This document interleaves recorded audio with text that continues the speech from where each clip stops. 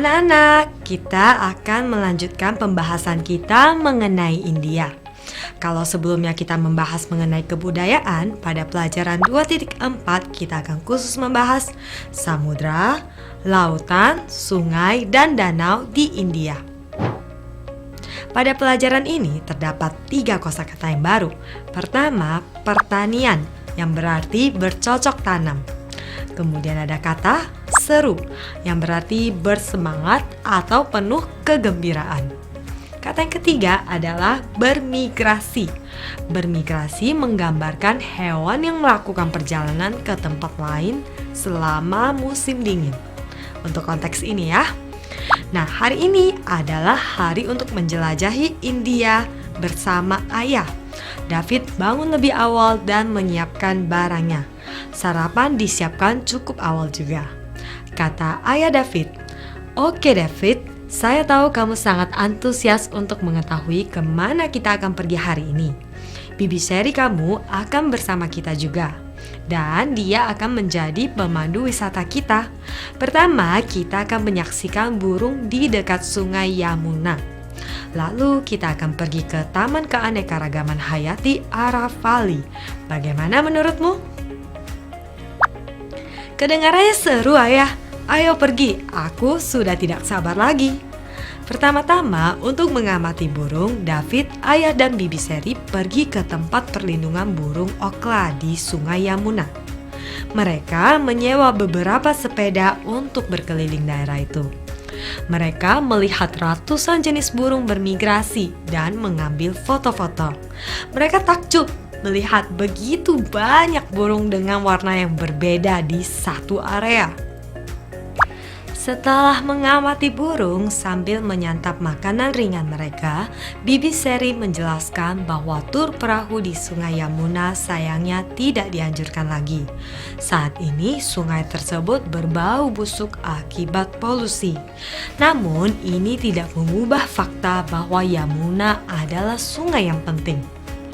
Yamuna adalah sumber hampir 70% pasokan air Delhi, atau airnya hanya tercemar di bagian yang melewati daerah perkotaan.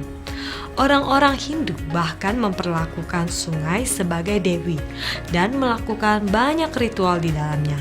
David mencatat semua ini dan memasukkannya ke dalam penelitiannya. Setelah seharian bersenang-senang berkeliling beberapa tempat di India, mereka kembali ke rumah. David dan ayah beristirahat sebentar, lalu menyiapkan barang untuk penerbangan malam mereka. Segera setelah itu, mereka mengucapkan terima kasih kepada Bibi Sherry dan keluarganya. Kemudian mereka bergerak menuju bandara untuk penerbangan pulang. Setelah beberapa jam, David dan ayahnya kembali ke rumah. Luke sudah tertidur, jadi David harus menunggu keesokan harinya untuk menceritakan tentang India. Untuk saat ini dia juga butuh istirahat, jadi dia bilang selamat malam pada ibunya yang menunggunya. Kemudian dia mengatakan hal yang sama kepada ayahnya, sekaligus mengatakan terima kasih atas pengalaman yang tak terlupakan.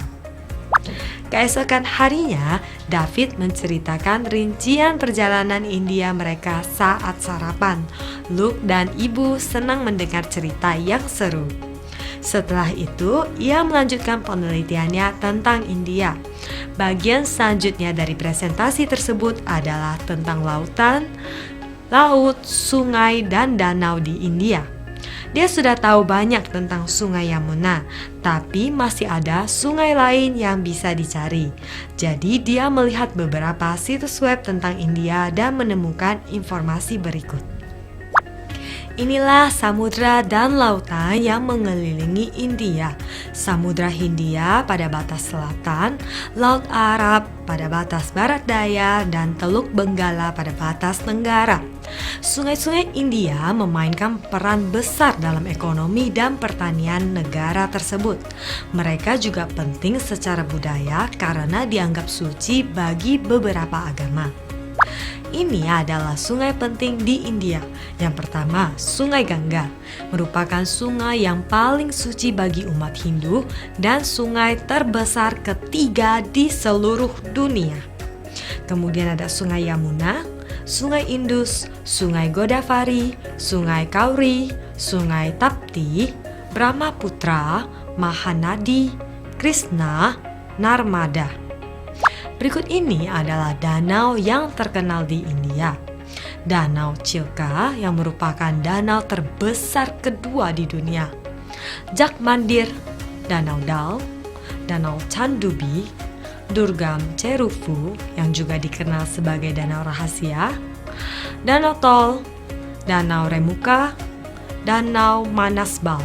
Selain yang disebutkan, ada banyak lagi danau di India seperti yang terdapat di gambar. David melengkapi rincian yang dibutuhkan untuk perairan di India. Masih ada satu bagian lagi yang harus dilengkapi untuk menyelesaikan penelitiannya saat ini. Apa yang terjadi dalam perjalanan mereka ke Taman Keanekaragaman Hayati Aravali? Akankah presentasi David tentang India semaksimal proyek pertamanya? Mari kita cari tahu di pelajaran berikutnya. Sekarang anak-anak, waktunya mengerjakan latihan di buku kegiatanmu. Kita akan berjumpa kembali pada pelajaran berikutnya. Sampai jumpa.